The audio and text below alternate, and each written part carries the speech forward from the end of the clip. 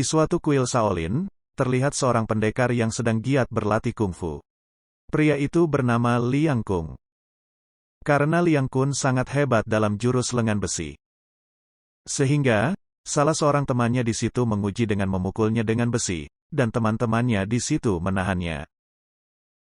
Namun, Liang Kun menjatuhkan mereka semua, dan tanpa sengaja dilihat oleh biksu dan salah senior Liang Kun. Biksu itu memarahinya. Ia mengatakan ilmu itu digunakan untuk melindungi kuil Shaolin, bukan untuk dipamerkan. Liang Kun mengatakan, aku hanya menunjukkannya agar musuh takut melihatnya. Mendengar hal itu, senior Liang Kun datang dan menantangnya bertarung. Saling adu skill dan teknik masing-masing. Di situ hampir saja Liang Kun memukul seniornya itu, namun dihentikan oleh biksu Shaolin, dan biksu itu menyuruh Liang Kun mengikutinya.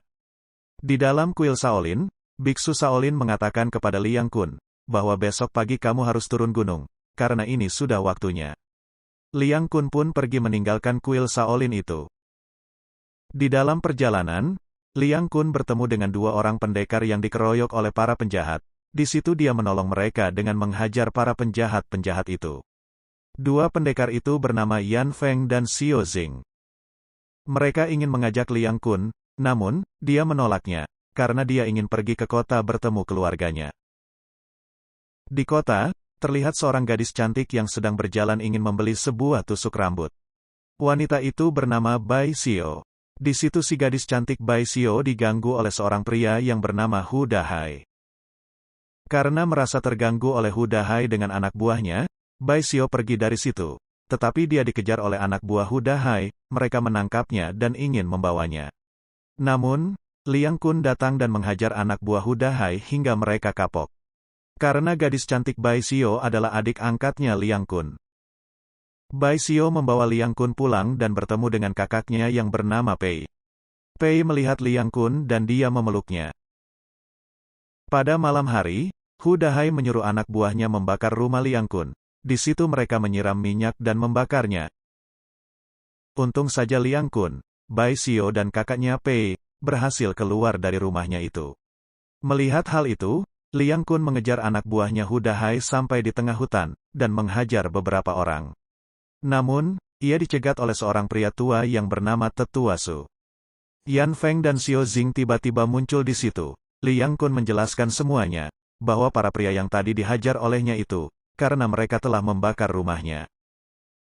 Di besok harinya, si Hu Dahai dan anak buahnya datang ke rumah Liang Kun. Hu Dahai mengajaknya untuk makan-makan, ini sebagai rasa bersalahnya atas kelakuannya. Liang Kun pun menyetujuinya. Mereka makan di sebuah kedai yang berbentuk perahu di suatu sungai. Di dalam kedai itu, Hu Dahai dan anak buahnya malah menjebaknya dengan menguncinya di kedai itu dan membocorkannya, agar Liang Kun tenggelam.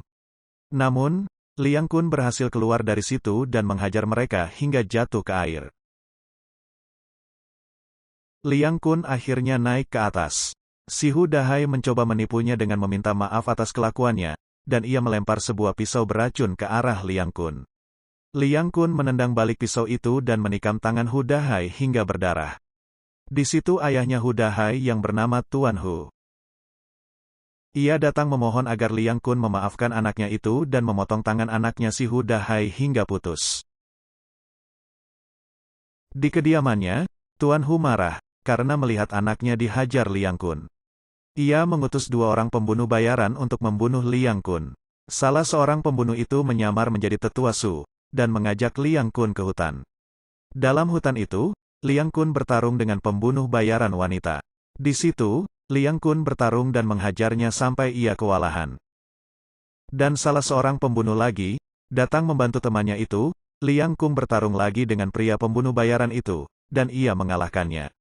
Tetapi Liang Kun mengampuninya. Si wanita pembunuh bayaran yang dihajar Liang Kun tadi, ia ingin menyerang Liang Kun, tetapi temannya menangkis serangan itu, dan membunuhnya dengan menikamnya.